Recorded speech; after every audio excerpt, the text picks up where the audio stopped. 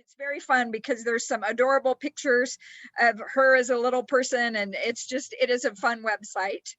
As well as the one on the horse, and I hope we hear that story because we use that picture for our PR, and it's such a great picture. But it says Dori is a speaker and writer, inspiring older adults to age creatively.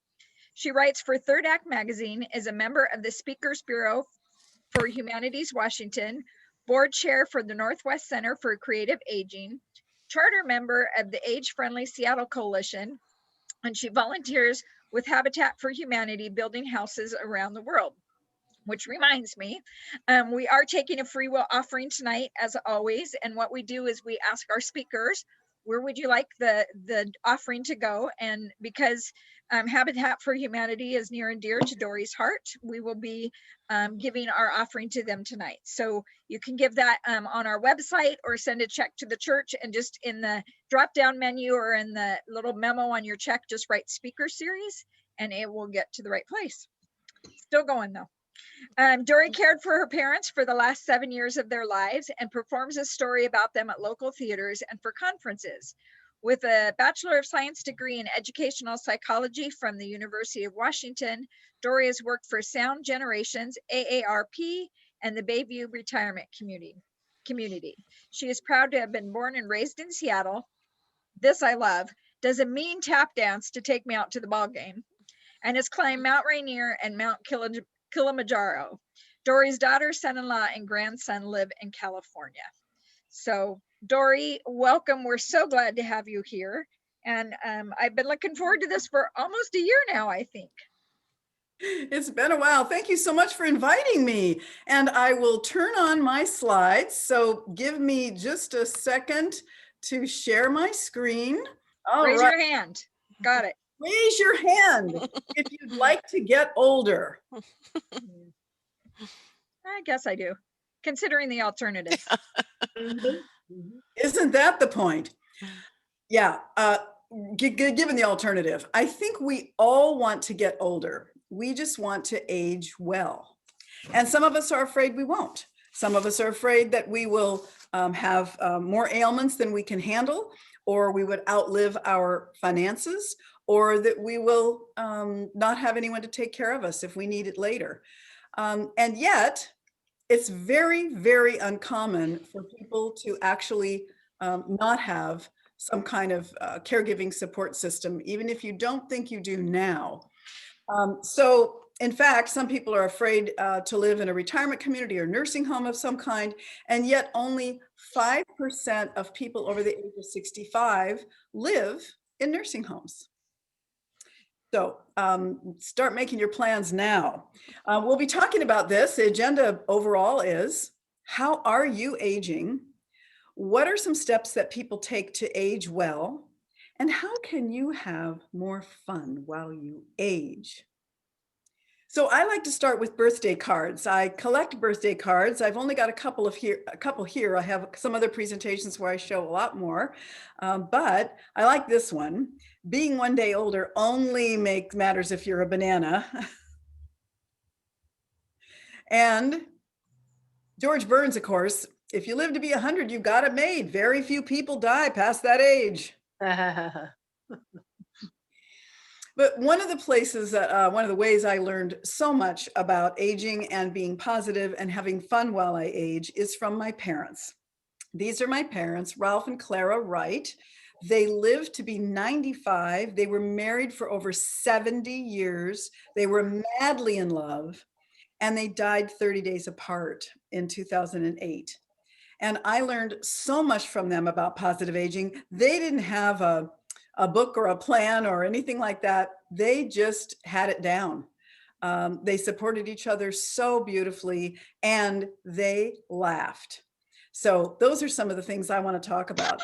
So I have a model to show you, a model of positive aging, which is based in things I learned from my parents, but it's also backed up by science. These are things that scientists, therapists, communicators of all kinds, and aging experts, geriatricians, are clear that these are the kind of things that people who live long and live well are doing. So I will be happy to send you these slides, Gretchen and Robin, when That'd I'm be great. done. They're not patented or copyrighted. You'll see a lot of celebrities' faces and whatever in these slides. So I didn't design most of them.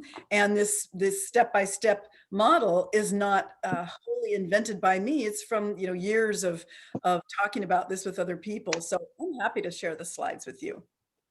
So let's take a look at this model. And it's my positive aging model. And it's really based on 4 things. So the philosopher Immanuel Kant thought of the first 3, and he likes to say that everyone needs something to do, something to look forward to, and something to believe in. And that's not hard to understand. That makes most everybody tick, right? I add someone to love. And of course, my parents were part of that. And I can't help it. I had to add this one on my own, something to laugh about. If you don't have something to laugh about, I don't know how you get through the day.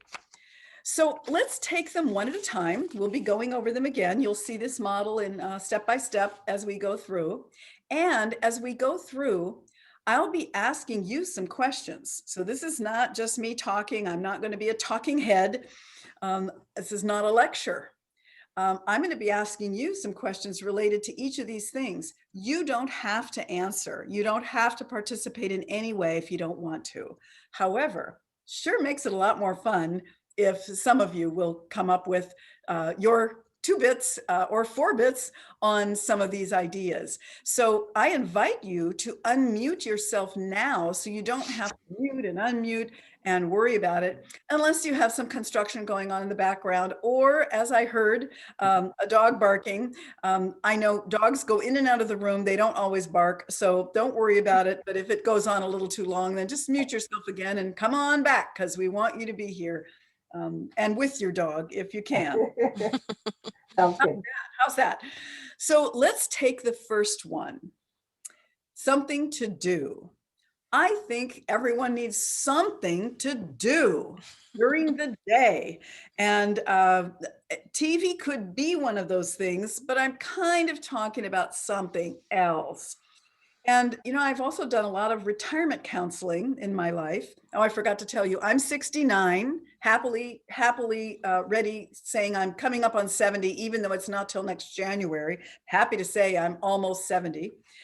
And I'm not retired. I work. I work for myself, so I don't work for an employer and have to report to someone else. But I can't imagine not working. I just can't imagine it. And it's again part-time, and I get to arrange my own schedule. But it's what I love too. So that makes a difference. A lot of people can't imagine working after they retire from a major employment situation because they didn't really like what they were doing in the first place, or they were very tired of it. And I understand that, but that doesn't mean you still can't work in some way, even if it's not for pay, which is often called volunteering. So when I talk to people and I say, what are you going to do when you no longer work to live? And a lot of people say to me, are you kidding? I'm going to play golf, or I'm going to play tennis, or I'm going to lie on the beach. And I say to them, well, if you retire at around the age of 65 or so, these days with medical technology, they say we're actually pretty much going to live until we're 90 or 100. Almost all of us have the opportunity to do that if we don't have already a chronic illness that could shorten our life. So if you're 65 now and you might live to be 95, you can't really lie on the beach for 10 or 20 or 30 years. My dad used to say, the problem with doing nothing is you don't know when you're done. I think it's okay to have something to do. I want to know with people who've been either working all their lives, or they have an education, or they have talents and gifts, which we'll talk about in a minute. What will you learn? Who will you teach? Because you'll have plenty of time to lie on the beach. But how are you going to contribute after you stop working to live? I'm reminded of B.B. King, who always said, I never use that word retire. And he actually gave a performance the night before he died. And we hear this with a lot of entertainers and speakers and comedians. They just don't stop. Now, most musicians and entertainers and comedians are doing what they love, though. And again, back to nice to have something you really enjoy and to keep doing that, even if it's very, very part-time. So because I think we should have something to do, I think every person needs to remember what their gifts and talents are. I think everyone has gifts and talents of the head and the heart and the hands. And gifts of the head would be, your knowledge, your experience, your wisdom, what you've learned during your lifetime, your ability to reason, your ability to explain, maybe to teach. Gifts of the heart include anything related to compassion and giving and volunteering and empathy and taking care of another person. Gifts of the hands include things like building something, making something, whether it's art. Come here. Come here. Whether it's art or whether it's well, any kind of art, or whether it's performing arts or visual arts, or baking or knitting or building birdhouses, or anything that it has to do with making something with your hands. I don't have a lot of those kinds of talents. I mostly have the verbal skills and I get the head and the heart. Can't really build or make very many things, and I'm not a very good artist. But everyone has talents in some way. And I think we need to look at people's talents in order to find out who they are and in order to help define who we are. And as I said, we don't always use those talents when we've been working for a living. We might know how to do a lot of things in some of our jobs, but it might not be a true gift. So I'd like you to take a moment and think about your gifts. Think about the talents you have and whether you've used them and been paid for them, or whether they're just something that you like to give or you would like to develop because you haven't had a chance to give them yet. And then I would like you to share one or two of your talents after you've thought about it for a minute. I'll start. Yes, I can tap dance. I still can tap dance. But also, I really can build a house. I couldn't 10 years ago, but I learned through Habitat for Humanity, and I actually built brick steps up to my home and the bulkheads that go with it, and have built a number of things around my house now. So I developed talent late in life. Who else would like to share one or two of your talents? Just go ahead and talk. Anybody? So I'll jump in. I do environmental restoration work, and I am looking forward to being able to do more. I also just absolutely love to volunteer. I serve on a bunch of boards right now, but I'd like to be able to do more things during the day that are hands-on. Nice. Thank you for sharing. Thank you for going first. Who else? And I volunteer. The last year before I retired from Catholic Community Services doing in-home care, I was a co-coordinator for freezing nights at our church, and I got to do 1 year or part of a year without having to come home, get there from work. So that was nice. Mm-hmm. And now I just do a meal for New Hope once a month. So I'm busy with that. And I also have been trying to quilt. My daughter just had a baby, and I made him a quilt, and I'm trying to make a graduation quilt. And my sister has quilted for years, and so we do that together sometimes, try and get together. So that's a lot of fun. So I enjoy that. Thank you. My hands yeah. and my heart, I guess. Thanks, Terry. Mm-hmm. Who else? Tell me a talent. I really like to cook and bake, so I'd like to just like feed people. That would be fun. I'm sure people like to be fed. Thanks. Who else? I also have built a house, the one behind me, with my husband. And I love to volunteer, and I am an artist. Wow. People are giving more than one talent. I love it. Who else? One more. We'll take one more.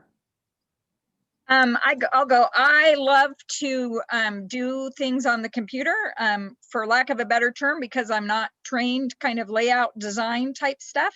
So I like to help with brochures and newsletters and stuff like that. Robin's done a lot of teaching and I'm doing some self-learning. And even though it is definitely not a talent and interest, I would love to get better at knitting. I've dabbled this much in knitting and then I kind of put it away for a while.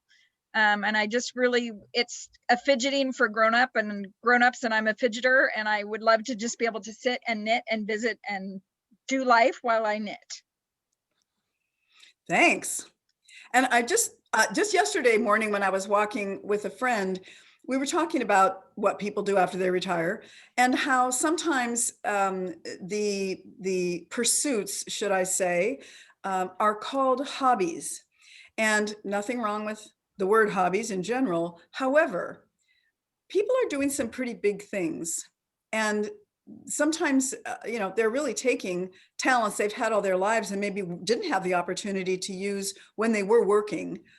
And they're turning them into some wonderful opportunities for other people. I heard some amazing things that some of you just mentioned. And I think we need to be careful, I guess, reducing or having a hobby be a diminutive thing. There are all kinds of amazing pursuits and talents and gifts that we used to call hobbies, or we used to name whatever people did after they retired as a hobby. Pick up a hobby, do something. But some people do some pretty amazing things after they're retired as well, or while they're still working long into their later years. So I think we need a new word. I don't think that hobby covers it all just because we're not getting paid for it. So if any of you come up with an idea, be sure and let me know, because I'm looking for a better word. Some people say avocation, but that's kind of an impersonal word for some reason. So yeah, let me know. Passion, but yeah, if you can think of something bigger than hobby, less than job, let me know. Jobby. Jobby, there you go. Carrie, you are a firecracker. I can tell it goes. Okay, so creativity, according to Albert Einstein, is intelligence, having fun.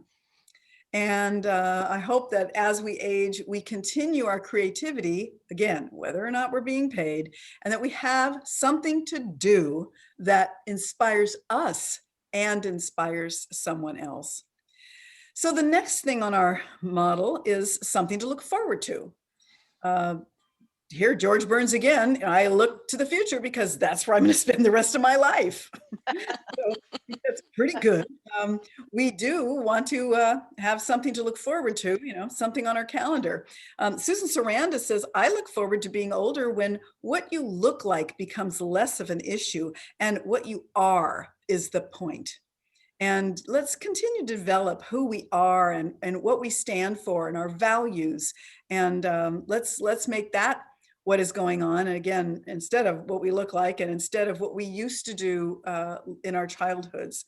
So I'd like to ask you, if you're looking at a calendar, what kinds of things do you look forward to? What's on your calendar in the next 2 months? I know we're in lockdown, but it could just be a Zoom meeting with your family. Or what kinds of things do you look forward to?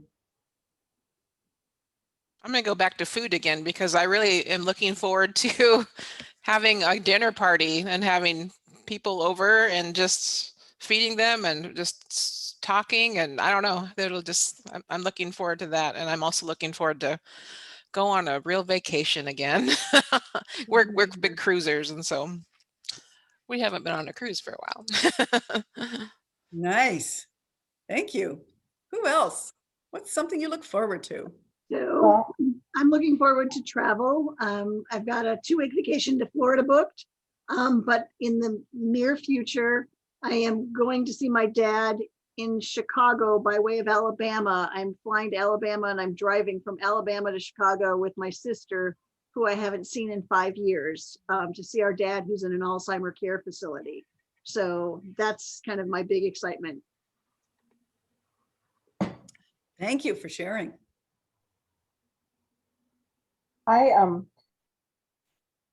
We bought a trailer from Robin last year, so and we've gone camping a couple times, just real short ones. So I'm really looking forward to even 2 nights getting away, because we've been doing a lot of stuff at home, getting away and camping. So I'm looking forward to camping. And I have a 4-month-old grandson that lives next door. So I look forward to every minute I can spend with him, because he changes so fast. Yeah, they sure do. How about one more person sharing?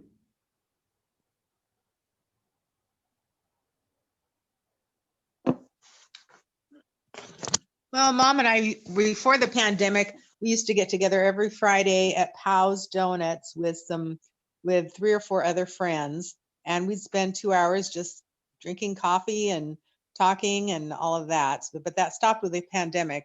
So now that almost everybody is vaccinated, we have one more gal that needs to have her second shot. But after that, we're going to get together. So five of us. About 5 of us, I think. Great. Yeah. So that's what we're looking forward to. a modest looking forward to. Yeah, that sounds great. That sounds great. And we're all looking forward to those kinds of gatherings after friends are vaccinated, families vaccinated. It sure will make a difference. Well, I'm looking forward to this little guy. He's my 2.5-year-old grandson, and they live in California. But I'm going to be driving down there in May and spend about 3 weeks. So I'm really looking forward to that. Another thing on our, another point on our little model is everyone needs something to believe in. And if we don't have something to believe in, sometimes we are left feeling a little cold, feeling a little canceled. And it also doesn't have to be a religious faith. I know I'm speaking to a church, but I'd like to, in addition to talking about faith, I'd like to talk about volunteering again, specifically. Muhammad Ali said that service to others is the rent you pay for your room here on earth. Oh, I like that. Isn't that poignant? Yeah. It is really important. And he was hugely involved in volunteering of all kinds, in-person, hands-on volunteering. And you've heard, you know, that I kind of like Habitat for Humanity. On the left, there I am breaking ground in India for a house we built. And on the right is a darling child who was in El Salvador. Unfortunately, she was deaf, and we had a couple of speech therapists, speech pathologists, teachers in the Seattle public school system who were on the build with us. And they tested her while we were there and found that she, in fact, is profoundly deaf. And those are the kind of things we learn. And then we did some volunteering and some fundraising so that she could get some transportation to a school for the deaf, because it wasn't anywhere near her village. And contacted Habitat, helped us contact relatives who can get her to that school. This was about 8 years ago, and she was 4 in this picture, and she has gone to school. So those are just little, well, I say little things. It's pretty big. It's pretty big. But we just went up to her village and found this out, and these 2 speech therapists found out that this was the life she was living, and there wasn't going to be a way she could go to school at all, because her village didn't have any way to teach children who were hard of hearing or deaf. So I love volunteering. I didn't teach her how to speak or how to sign, but I just love volunteering in person as much as possible for that reason. You get to meet people you would never have met. So in addition to religious faith, which is certainly something to believe in, what else do you believe in? Like, what are your values? What do you hold dear in your life? And let's make sure we have at least 3 people who would be willing to share what you believe in other than religious faith. Yeah. I will start. I'm in education and specifically special ed. I'm an autism specialist, and I want every kid to feel that they love learning and they belong and they are a part of the system and they are welcomed and they are valued regardless of their disability or their sexual orientation or whatever it is. I just really want, I've spent my life and my passion, and I see it going forever, really giving 110% to trying to make kids feel loved and accepted and part of the system rather than trying to fit a square peg in a round hole. I'm trying to change all the round holes, make them square. Thank you. Yeah, I appreciate that. Thanks a lot.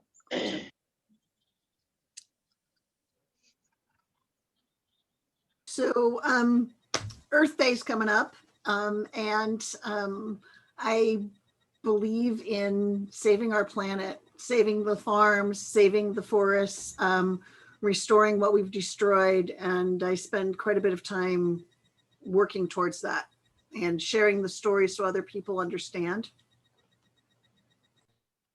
Yeah, thanks. Important. One more?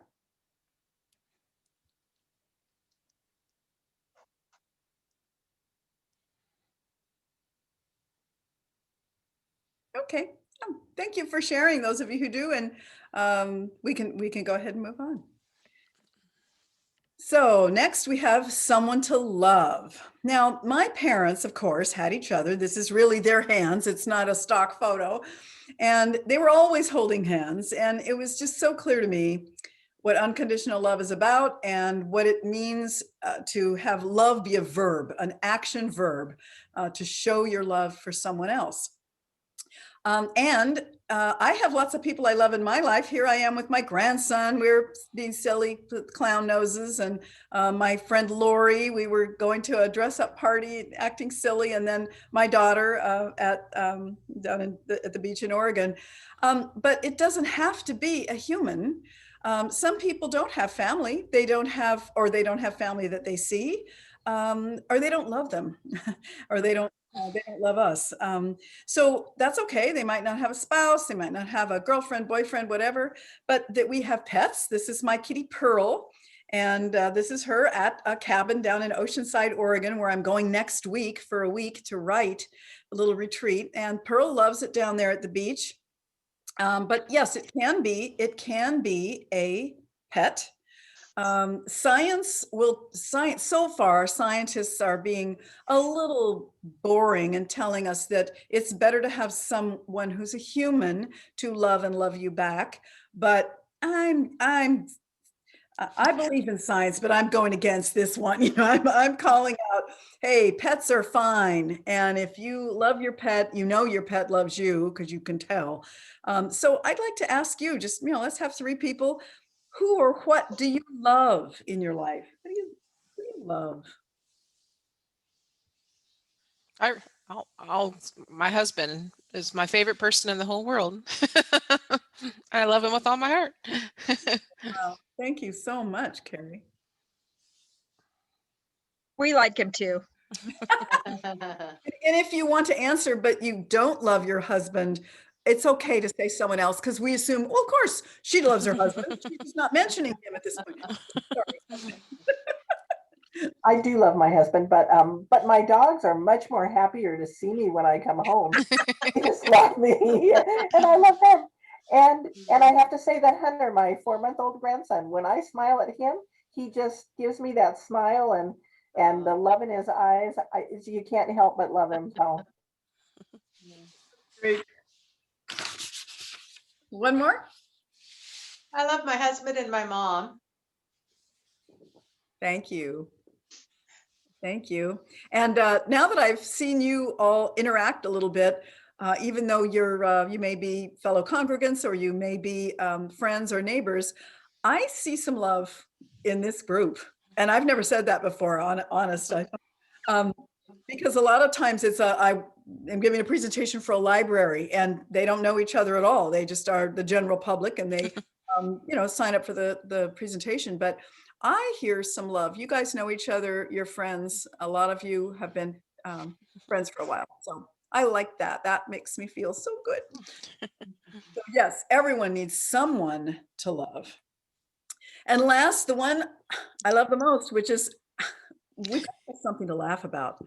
I honestly believe if you don't laugh every day, you're missing something. So we got to make it happen. And this is my friend Lori, who is in that silly dress with me in that one picture. This is her dad, Sam. He just died last year. But when he was 92, I was at his birthday, and I said, how'd you get to be 92, and how do you feel 92? He was very much similar to my own dad. And he said, your attitude is everything. You have to make living fun by being positive and look forward to every day. Laughing helps overcome troubles. And I wrote it down, I memorized it, I put it in my presentation because it couldn't be more true. You've got to laugh in the face of adversity, or you may not get through it.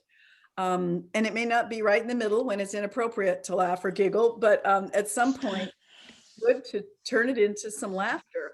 So I look for laughter. I was a stand-up comic for about a year here locally, and I studied, comedy and comedy writing and how to make things more fun. So I am on the lookout, man. My radar is on all the time. Here is a bus stop in Montreal. Oh, cool. Have adult-size swings so that while you're waiting for the bus, you can actually have some fun. Okay, that's brilliant. Yeah, I love that. Isn't that brilliant? Yeah. Yeah.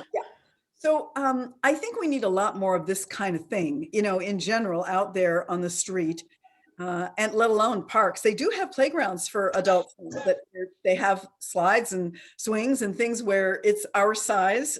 If you've ever tried to get into a swing that's made for a little child, you don't ever get out. It's like you're kind of stuck in the swing. So it's nice to know that adults play, we can play, and we can laugh. My mother and dad both had a great sense of humor, and here is some humor around death and dying. I also teach workshops on how to prepare for your own death, prepare for end of life. And this is something my mother said all her life. She said, I want my headstone to read, I told you I was sick. And we actually didn't do that because she wanted to be cremated, but this was her joke. So anyway, we didn't want a headstone and to be buried.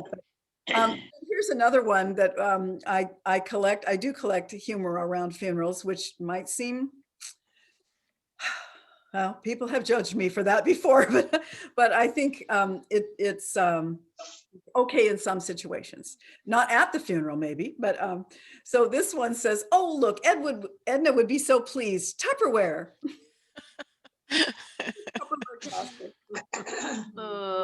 So I also have a joke for you. I collect jokes as well. Here's my joke. A 65-year-old woman had a heart attack and was taken to the hospital. And while she was on the operating table, she had a near-death experience and she saw God. And she asked God, is my time up? And he said, no, you have 33 years, 8 months, and 2 days left to live. So when she came out of the operation, she remembered her near-death experience and what God had said. And so she stayed in the hospital for an extra 2 weeks. And she said, you know what, since I've got this life to live for 33 plus more years, I'm going to do some things to improve myself. So she had a tummy tuck and liposuction and breast implants and a full facelift. And she even asked someone to color her hair and cap her teeth. So 2 weeks later, she finally got out of the hospital and she walked across the street and was hit by a bus. Oh, no. And then she did go to see God again, but for real this time. And she said, God, I thought you said I had 33 years left. Why didn't you pull me out of the path of that bus? And he said, I didn't recognize you. Oh. Oh, that's good. Which also has a little bit to do about aging and how sometimes society and advertising tells us we've got to look different, do the plastic surgery, and try to turn back time. But you know what? This is what 69 looks like. You know, there's a lot of ways that 69 looks, and it's not necessarily a compliment to say, "Gee, you don't look 69," because that the reverse could be true. Wow, she's 69, she looks 80. And you know, why do we have to categorize people in those ways? So, you know, think about that. And if someone does ask my age, I say, I was born in 1952. You do the math. So I'd like to ask you, what kinds of things make you laugh? Is it a TV show? Is it a comedian? Is it something funny your kids do? What kinds of things make you laugh? Inappropriate things make me laugh. I'm my kind of person. Yeah, so inappropriate things. Dark humor. She's got carries off the grid. Well, but with my name even, because cheek, which is a very common word, and Yeah. people ask, you know, what is your name? Cheek, and I always say, like your face or your butt. It's your choice. I like that. Great line. Great line. Well, that made us laugh. So how about someone else? What kinds of things make you laugh? Well, there are two comedians that really make me laugh, and that's Jim Gaffigan and John Delaney. Oh, And one of John Delaney's monologues, oh my gosh, it's just so funny. And I can't remember what it's called, but it is so darn funny. And then some of the SNL skits, those make me laugh too. who else? Oh, I'm sorry. We just started watching just if we're eating lunch, just something short. And so we started watching, and I'll probably get it wrong because I always get it wrong. And Ken makes me laugh because he makes fun of me. But Third Rock from the Sun. Oh yeah. You know, I just howl through most of the episodes. They are so funny. So, and I don't know how many times we've watched it, but that's a funny series. So I love that show too. I'll say that I have about, 1,000 channels on my TV, but I still watch Seinfeld reruns almost yeah. every night. I almost Yeah. always end up on that, and I'm always laughing. Yeah. But also my dog, I keep trying to get him to come over to me, but he won't. But he has this really funny habit of drinking a little bit of water, and then he does laps around our pool table. It's full speed ahead. I don't know what it is, but it's very funny. He sounds like a racehorse, so we call him, like Secretariat or something like that. We just laugh at him. He's very cute. Somebody else. I think of my three good friends. There's four of us that are kind of our group, and we laugh at anything and nothing and everything. And it's the kind of laugh that you pretty much are peeing your pants. That good belly gut laugh, and it doesn't even have to be funny. It's just the context that we're together, right? Yeah, that's the best. One more?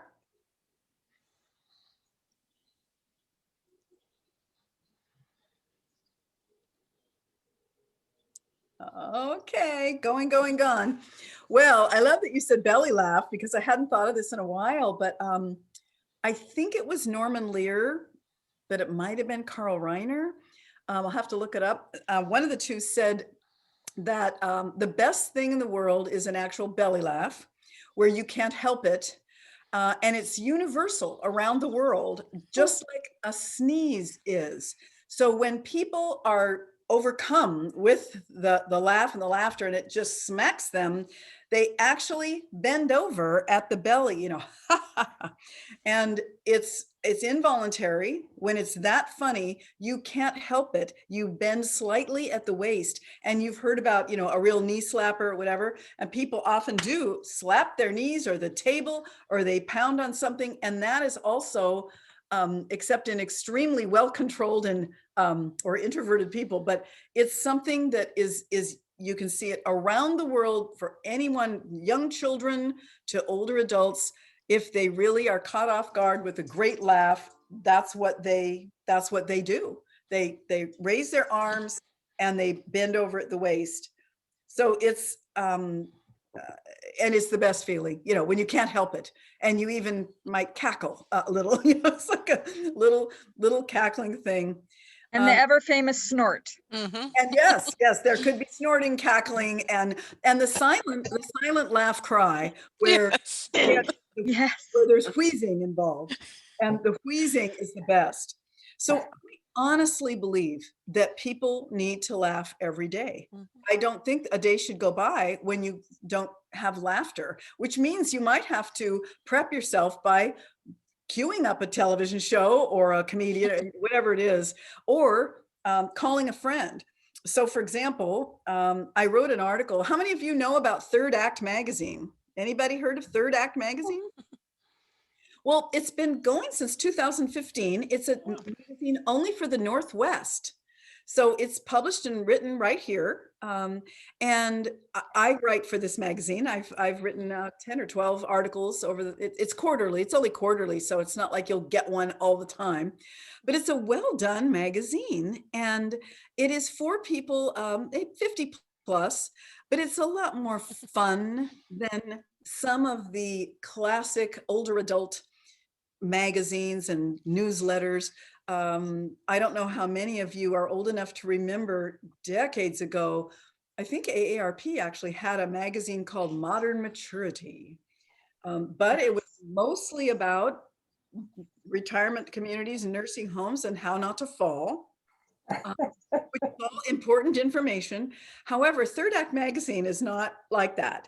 It's about people who are out there living, loving, laughing, working, but just, you know, having a great time in their lives. And there are serious articles as well.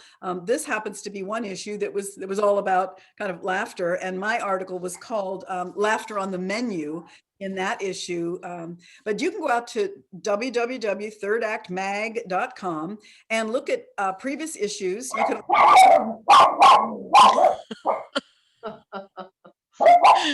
There we are. Thank you. And or you can subscribe, and it's not expensive for the 4 issues a year at all. But you don't have to get a physical magazine if you don't want one. You can subscribe and have a digital magazine. But I have some points I make in there, and the science is clear that people who laugh more and find more positivity in life live longer, and they live healthier while they're living longer. So consider that. It also reduces your blood pressure and relieves stress. So I have 4 comments about it. Number 1, if you're going to put laughter on your menu, know what makes you laugh. So is it slapstick comedy, or is it a joke, or is it a scene? You know, America's Funniest Home Videos. Some people cringe when someone falls in Funniest Home Video. Other people cannot stop laughing when someone falls off a ladder or falls on the ice. So it's whatever makes you laugh is fine for you, as long as it's not cruel. And then create a comedy cache. Create a listing of the TV shows, the limericks or puns from the library. You know, check out books online, you know, or from the library. Comedy specials. A lot of you mentioned some comedians that I love as well. Or rediscover old comedians like Dave Barry or the Far Side comics or Irma Bombeck, or, you know, so create a comedy cache and listings of what you used to love, and reread or rediscover them or re-listen to them. Also involve others, because as Gretchen mentioned, you know people who are funny, and you're going to have a good time when you get together with certain people. If there's a friend that you know will make you laugh, call him or her. Get on the phone regularly, and even if they don't come up with a real knee slapper that day, just be around people who are lighthearted, who try to make fun out of things. And then last, carve out time each day, get laughter on your menu, and get your diet going. I actually begin my day with almost 30 minutes of going through YouTube videos, whether they're cat videos or kid videos, goats.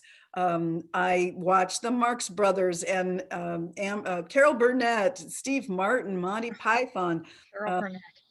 Yeah, newer comedians, of course, Aziz Ansari, Jim Gaffigan isn't new, but I love him. Amber Ruffin, old shows, Golden Girls, Blackish is a newer show. Ellen DeGeneres, Fresh Off the Boat, Whose Line Is It Anyway? Steve Harvey, Modern Family, so there's all kinds of things. Start collecting them.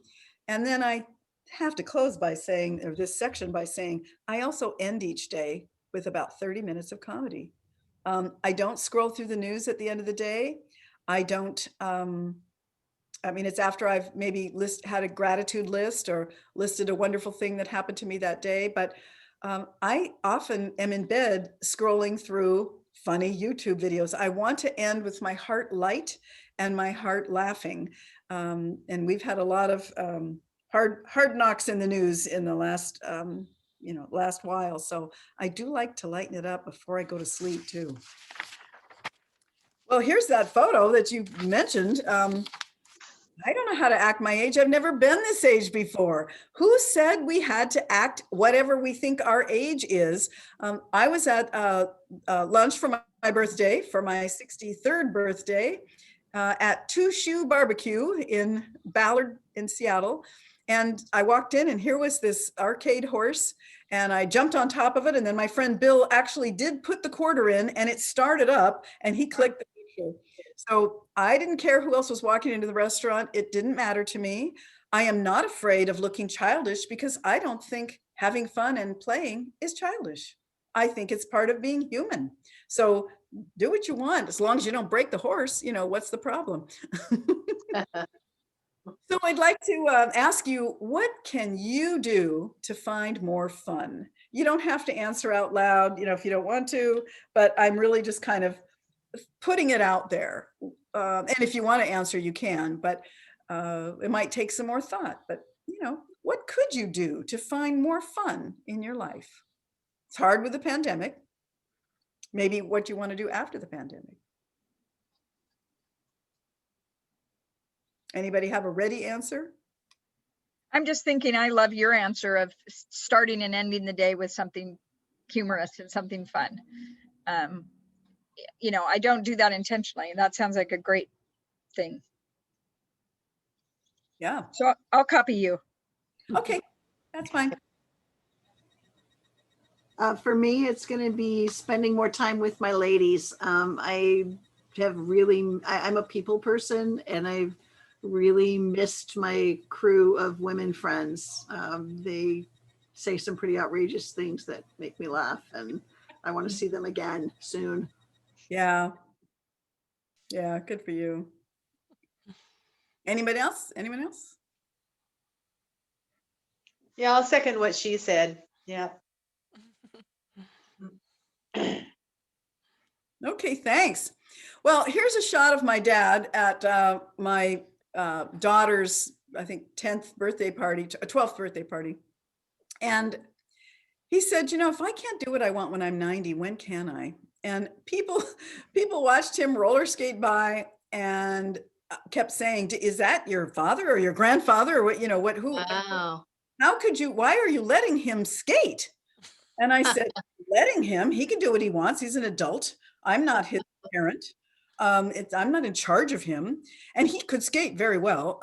He hadn't been skating probably since he took my brother and me when we were 12 or 15. But it's what he wanted to do at the party. And it was a roller skating party. He only went around about 5 times. And he didn't skate backwards. I noticed he didn't risk that, but he didn't hang on to the ledge and onto the railing on the edge.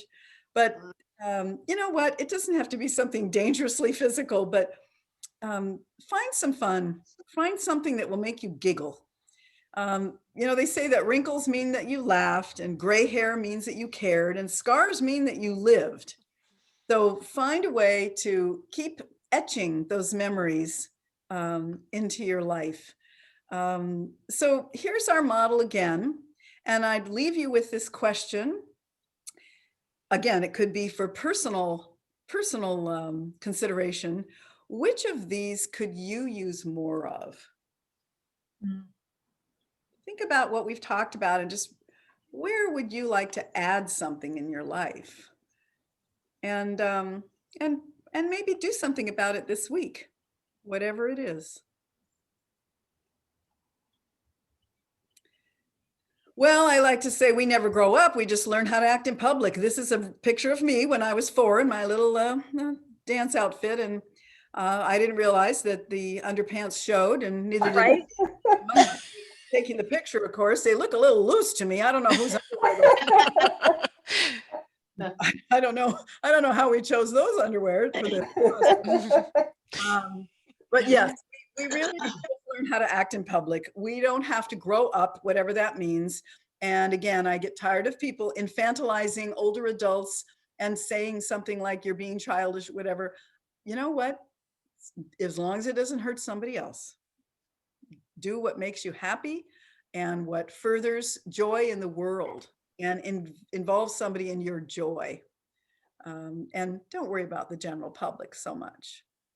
So I thank you so much for participating. What kinds of questions or comments do you have?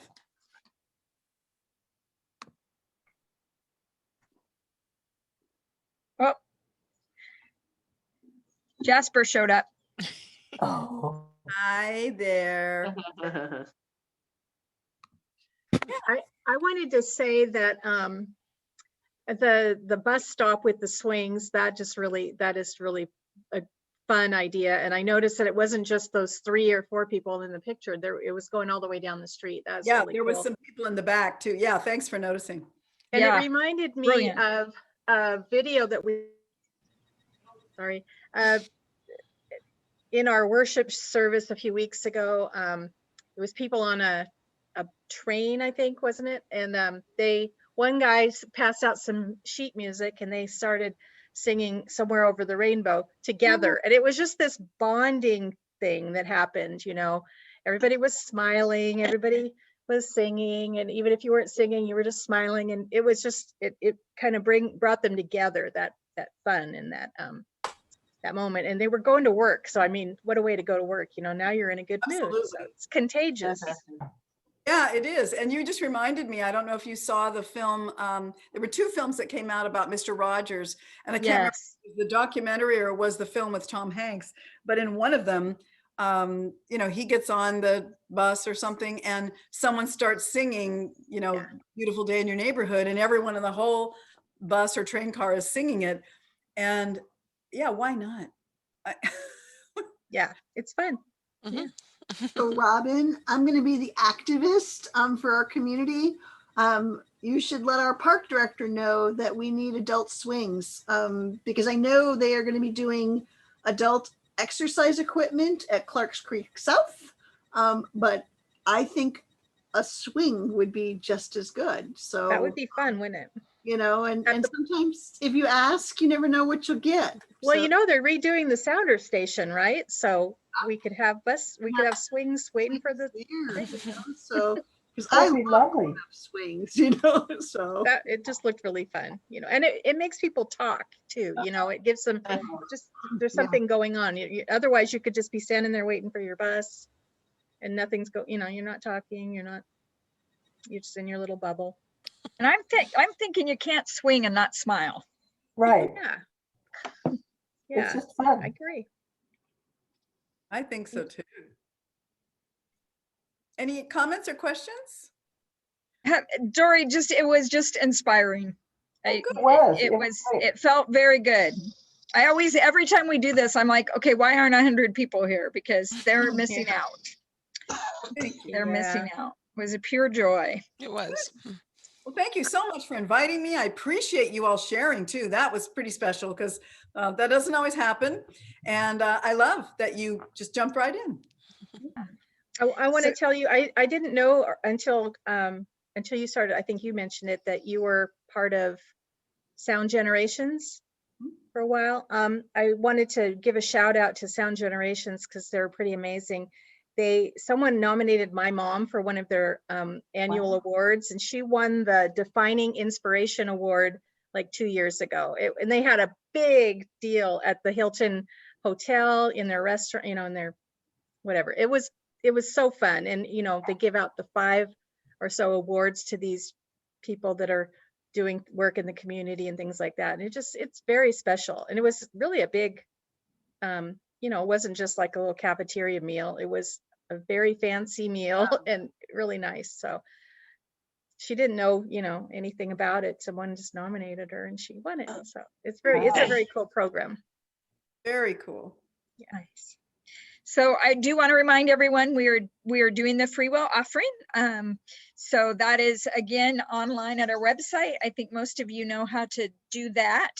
Go to give, donate now, something, or you can send a check to the church.